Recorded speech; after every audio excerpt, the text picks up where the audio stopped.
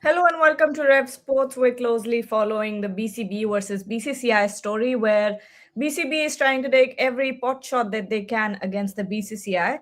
After, of course, there was a release from Devajit Saikia where they asked KKR to release the Bangladeshi bowler Mustafizur Rahman. And ever since, there's been a huge uproar from the Bangladesh Cricket Board. They've denied to travel to India. They've asked the ICC to relocate all of their games to Sri Lanka, who are the co hosts in the T20 World Cup.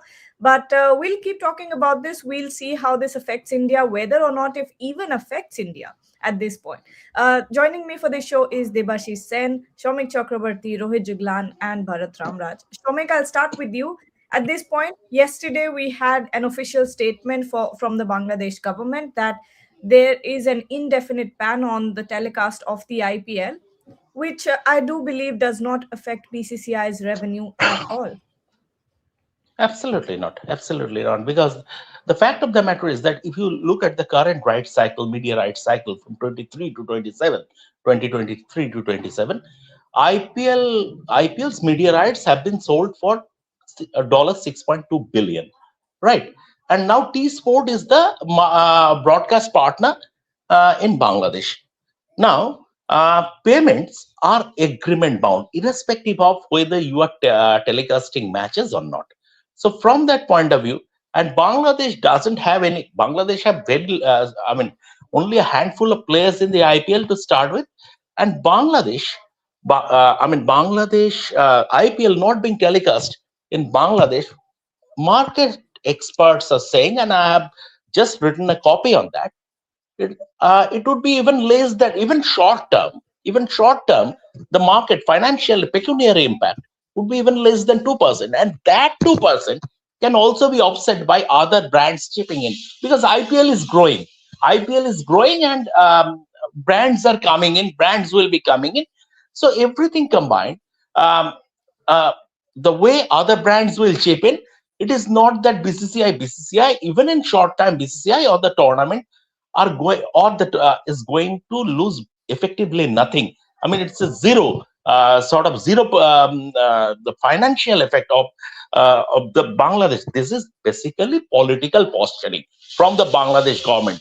BCB is incidental. BCB is just incidental. It is political posturing, and they are on a retaliatory mode after Mustafizur Rahman's release from KKR. So everything combined, that is the thing. Um, BCCI are not going to suffer anything in terms of finance, in terms of commerce. IPL will not be affected, and it is not going to be the case that because of this, Star Sports, your Star, they are going to renegotiate the deal with the BCCI, with the IPL about the broadcast rights value. They are, I mean, nobody will be affected. And Rohit Juglan, what is this news that I'm hearing about you? That you have been paid by Rishabh Pant? I've Wow. paid by many cricketers. I'm getting Shubman salary Gill. by almost 11 players in Yeah, Indian cricket team. Earlier, Rohit Sharma used to pay me. Now, Shubman Gill, Rishabh Pant, all pay me. Thankfully, incredible. I have a penthouse in New York, London, Melbourne. I'm going to buy one and trying to put all the EMIs back in Yes. Noida apartment. This is why he travels everywhere. See, because he has houses everywhere in every Yeah. city where there are Yes. matches happening. Yes. So, that's how it goes. But Juglan is PR of Pant. Anytime we speak Thank against you. someone, for someone, we become someone's PR. And that is the new But favorite word in Indian cricket fandom, PR.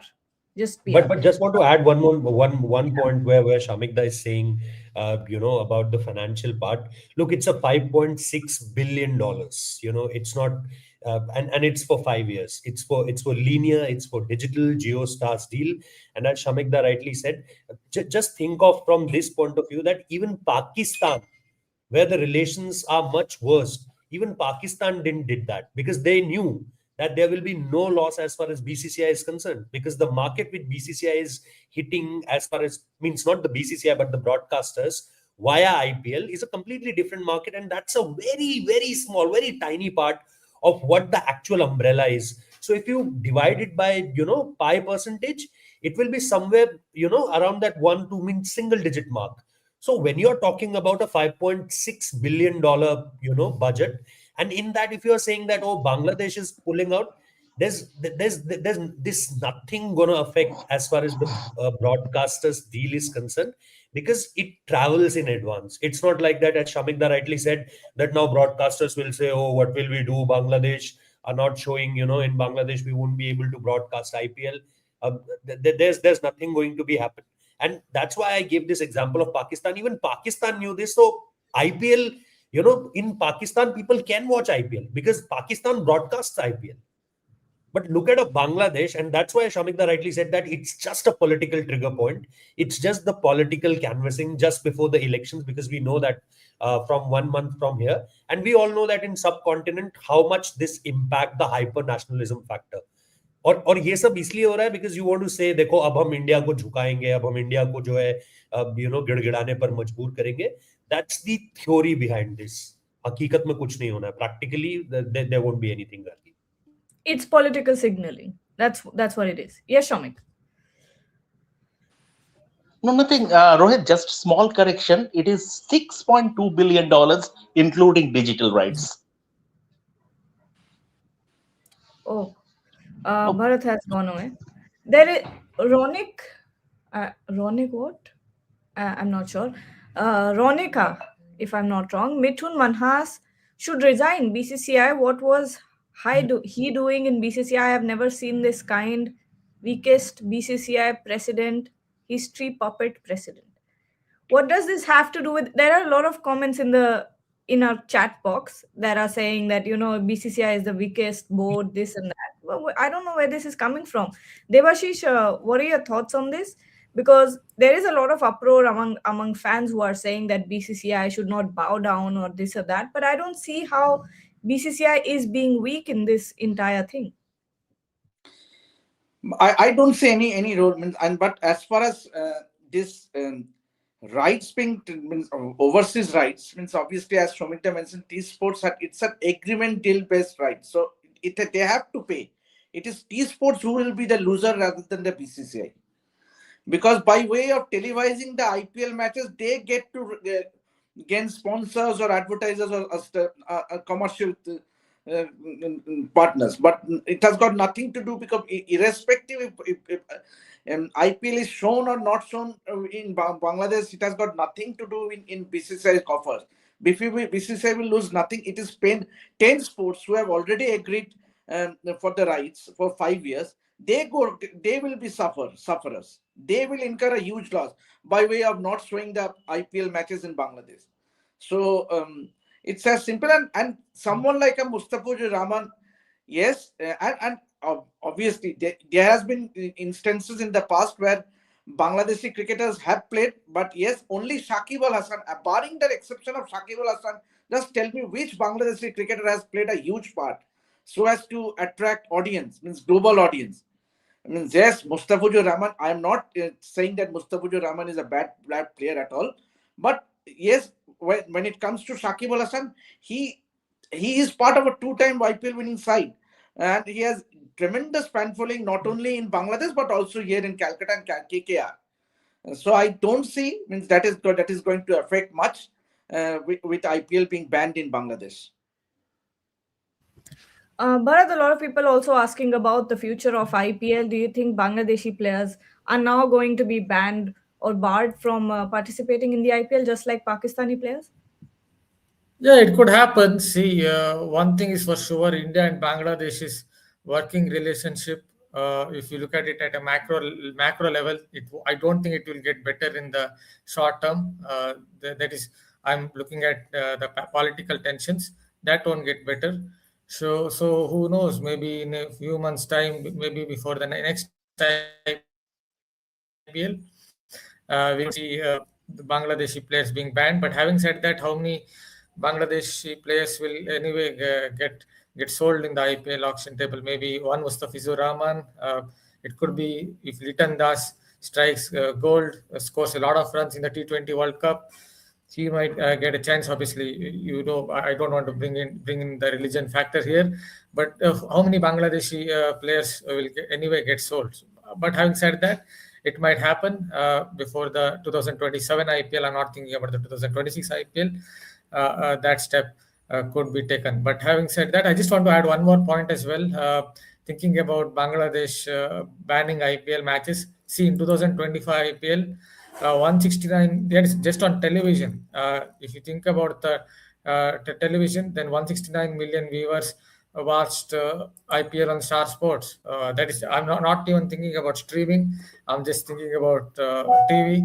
So think about the number of viewers who went and watched IPL. So Bangladesh banning IPL matches, even if it happens that how many viewers they will go and watch. The 169 million viewers is a lot, so I don't think it will affect the IPL at all. Not at all. Soham Bhattacharya is saying every business hits saturation. If cricket doesn't grow globally, even the IPL could see revenue dips, just like ICC broadcasting deal Reliance Star quit mid contract. They did not quit. Those were rumors, and there was an official press release as well from GeoStar and Hotstar, GeoStar and Viacom, whatever that whole merger is, and they did, clear the air and said that there is no quitting of contract at all. So that's the fact. Okay, this we have done. Shomik, a little bit of Ashes action. Joe Root and now Steven Smith. We're seeing some incredible cricket happening sometimes in the Ashes, not always, because what is a test match if it ends in 2.5 days? But Joe Root on par to break Jack Callis' record.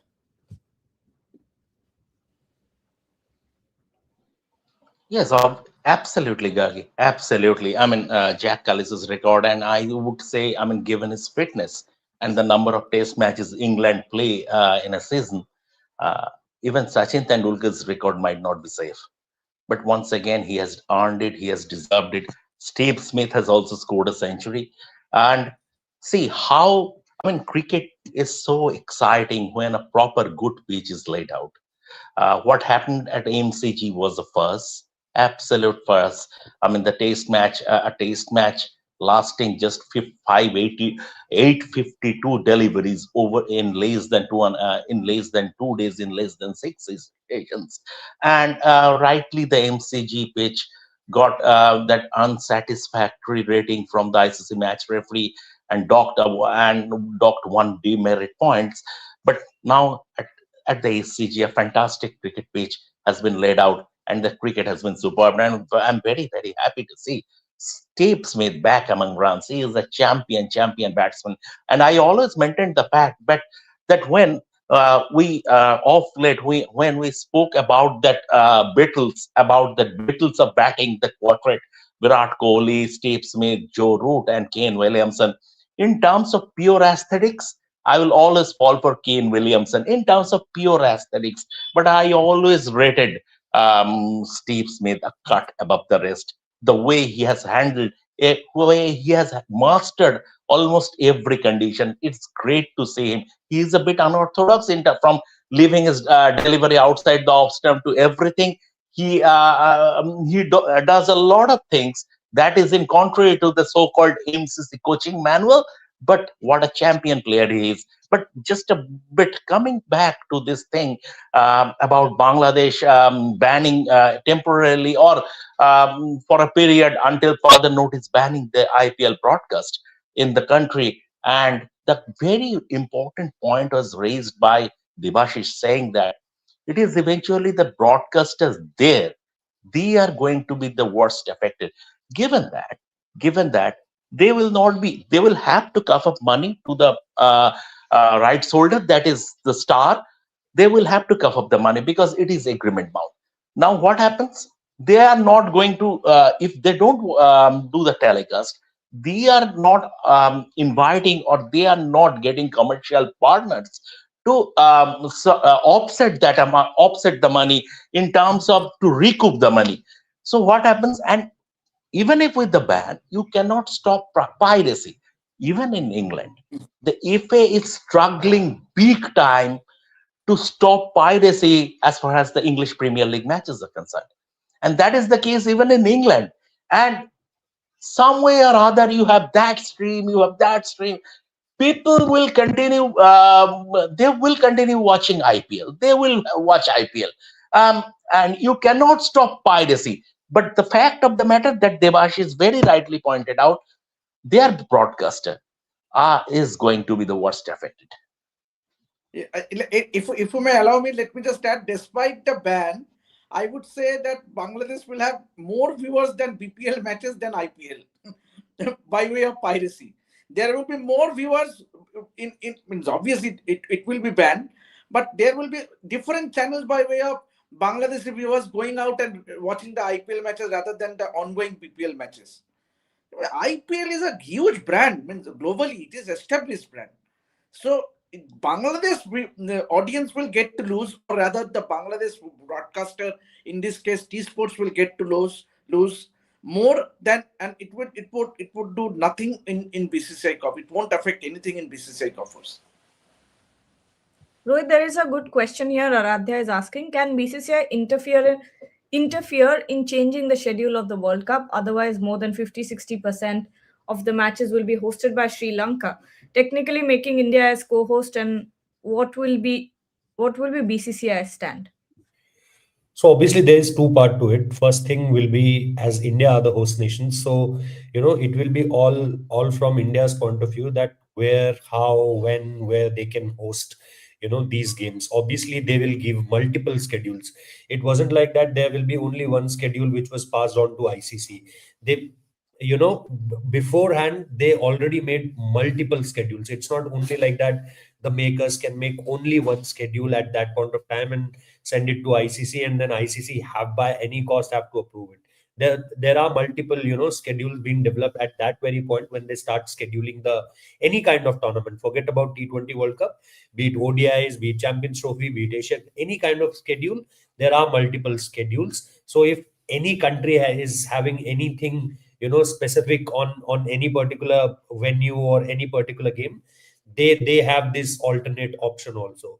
So first thing, yes, as hosts they can call it, but ultimately it will be the power of ICC, because it's an ICC tournament where you have to see that if you are moving the Bangladesh games also in in Sri Lanka, then what if Bangladesh qualifies for the Super 8? Because if Bangladesh qualifies for the Super 8, and last time around in 2024 they qualified for the Super 8s, here it is the subcontinent conditions, so you can't rule out this fact.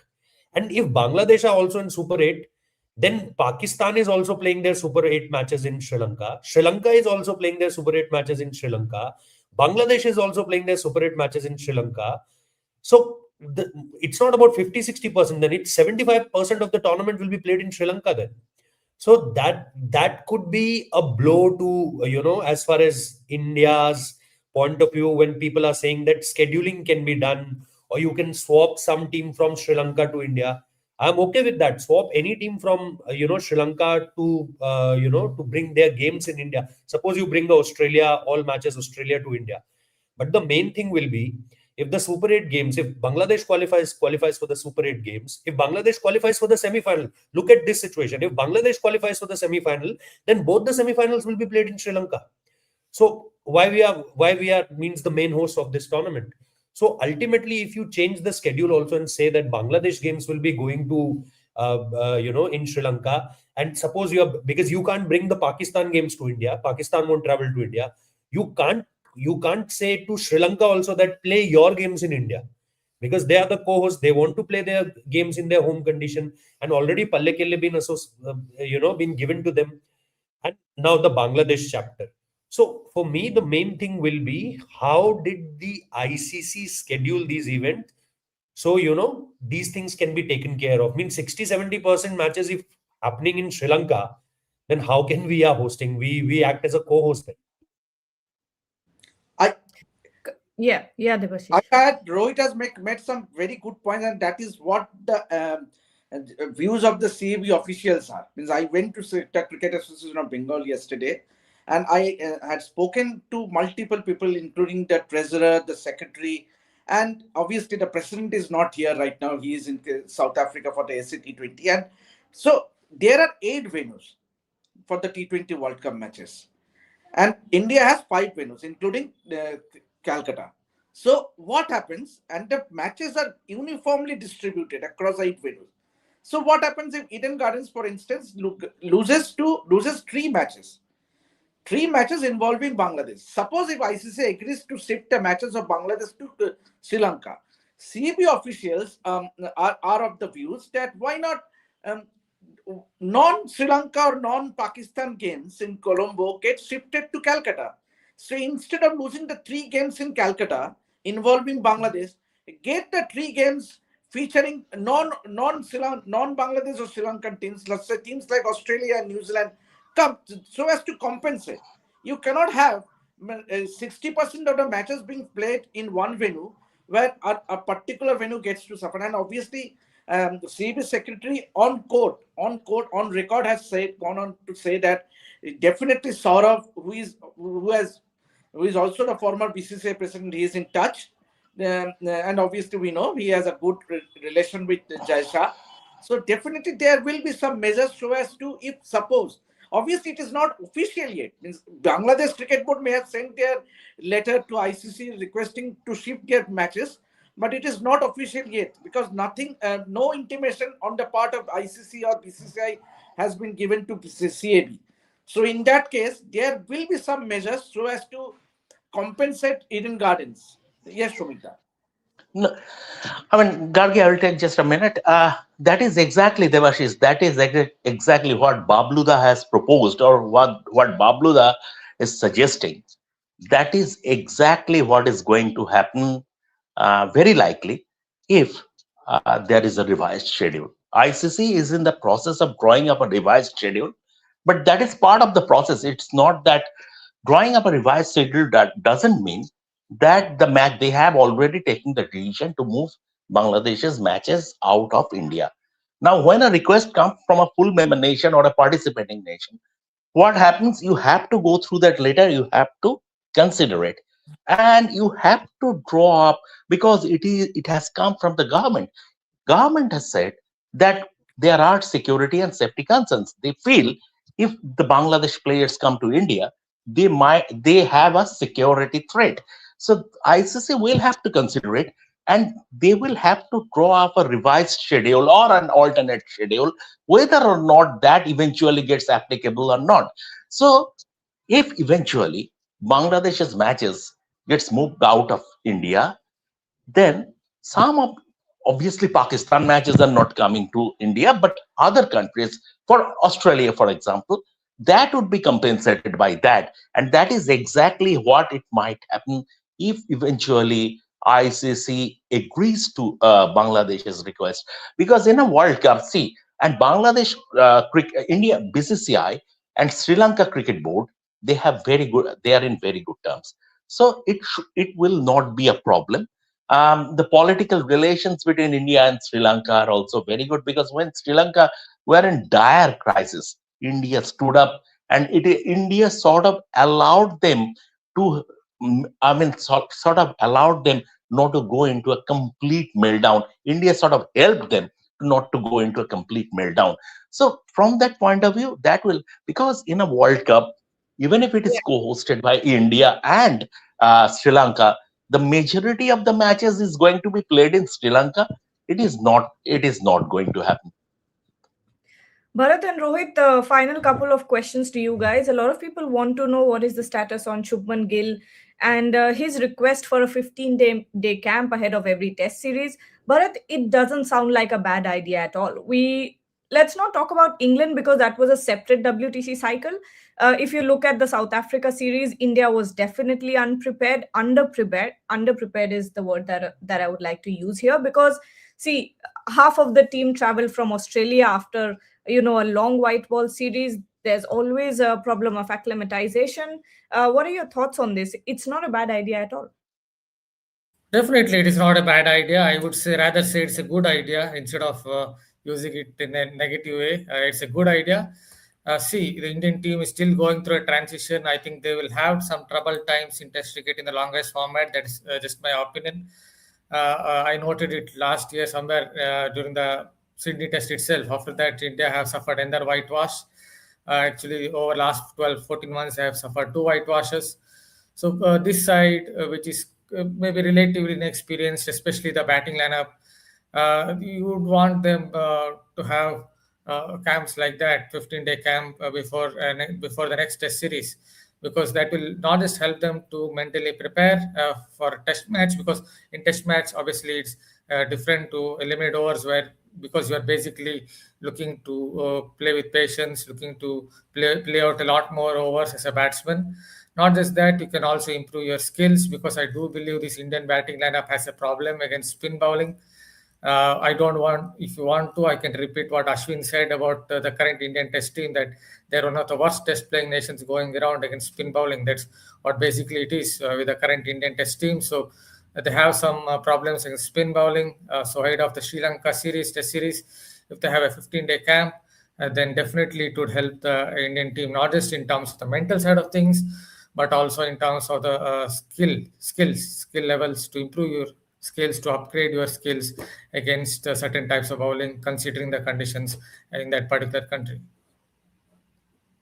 Rohit, what is BCCI's reaction on this? Is there any update on what, if they are considering this or not? Because there will be time constraints, there will be a bit of logistical problem as well. Whether or not it can be facilitated ahead of every test series is the question that we're asking here. So first thing is that, this has been asked by only by the top management, the hierarchy, that, and it's not asked that, how we can plan a test series. What was asked from Shubman Gill is that how we can do better. You have to choose your 15, 20, 25. So it's not that only one question asked from, it's there are multiple questions been asked from Shubman Gill. One part of question is that how you look, your means, it's not only the 15-member squad, it's plus 5 or plus 7 also. Apart from these 15, who will be your 22 or 20? Because in a camp, if you look at a camp, it's not only about 15 players practicing in a camp. A camp generally holds more players, who are in the vision as far as the next WTC cycle is concerned. Already we have, means what, 7 to 9 matches left in this WTC cycle. So yes, we can plan for this WTC cycle and then move forward.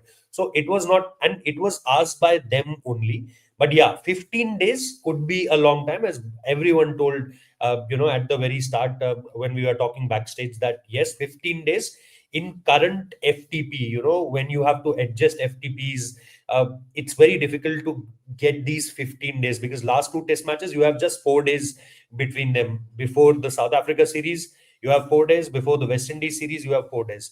Now the simple thing is, as me and Shamikta already told this at the backstage, that you can pick and choose, like what this Indian team doing at this point of time. Look at a Hardik Pandya. Where is he? He's not playing the ODI series, but he's playing the Vijay Hazares.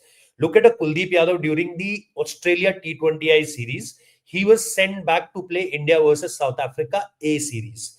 What they did with Akshar Patel at this point of time. Akshar Patel is playing a Vijay Hazare. Jasprit Bumrah is resting at this point of time. So you can pick and choose as far as the T20 means, not the T20, but the World Cup relevant year. Suppose there is a 2027 World Cup coming and you are practicing, for a 50-over format. You don't have to skip the 50-over format game. But you can, as Virat Kohli, rightly said way back in 2018, 2019, it wasn't received that well. But in New Zealand, he said that this particular format at this point of time is irrelevant. There was a lot of backlash at that point of time, that how can you call a format irrelevant? But he was very specific about that, till this 1.5 year period. So like after this T20 World Cup, the next T20 World Cup will be in 2028. So the 2027 cycle, you can plan this way from the here onwards, from this T20 World Cup onwards. That let's skip the T20s. Let's choose a completely different team, and at least have your 5 to 7 to 8 to 10 guys in that camp. Obviously, Gautam Gambhir can't be present there because he will be well placed with the main team. So you can invite VVS Lakshman also, or you can invite any other, whoever BCCI thinks that this particular problem is there with this Indian team. Suppose they are lacking in playing spin, as Bharat rightly said, that playing spin is a major concern. You can pick the experts, you can pick the ex players, and you can request them. My only point is, you can only request them to come there and help the team, it's completely their call. If you want a Sachin Tendulkar to be there, you can call a Sachin Tendulkar. You can call a Rahul Dravid for a 5-day exercise, a 3-day exercise, or a couple of sessions for certain batters. It won't be like they will be toying around with them with whole day, like and it will be not more than 3 to 4 hours. So for me, yes, you can adjust this with the FTPs around. You can choose your priorities and you can adjust with that. You can choose your players who you want at this point of time playing T20 format or ODI format. You can fix them in that camp. You can fix your support staff, your coaching staff. You can request senior players to help these bowlers out, help these batters out, and you can plan your test cycle. So I think it's a brilliant idea from Shubman Gill. Yes, difficult. Not always you will have 15 days, but if you have a 7-day, 8-day camp also, it will be really amazing. Means because you are trying something. Not having 4 days in between a series is just like a joke. Means it's not preparation. It's just you are adjusting from one format to another format, and here is your test series. Right. Exactly, and that's been the biggest concern when it comes to scheduling and playing between other formats as well. And from Amit Shah is telling us, Shreyas Iyer, Surya Kumar Yadav, Shivam Dubey, and Yashasvi Jaiswal are all playing in the Mumbai match against HPCA Vijay Hazare Trophy today, which has been delayed due to weather. But before we Yeah, sign off, fog. Shomik, do you Fog. have? I mean, Yeah. no, it's due to fog. It is a delayed start due to fog. So even Shubman Gill's game had a delayed start. I think by now they have started off the proceedings. But a constellation of stars have been playing. A constellations of stars have been playing. Just one thing, Gargi, you spoke about this thing preparation part. Gautam Gambhir told us, and Guwahati and Devashish was also there, that we have to prioritize Test cricket. Let's see if indeed India are going to prioritize Test cricket. If that is the case, then that would be very, very heartening. Okay, it seems like actually the game has started. Himachal Pradesh has chose to bowl first, and Yashasvi Jaiswal has already lost his wicket. Okay. So Weber Varora got him. But thank you so much. We'll be back once again, of course, at 5 when Boria will join you guys and you can ask him your questions. But be back and stay tuned to Rev Sports. We'll be back very soon. Thank you.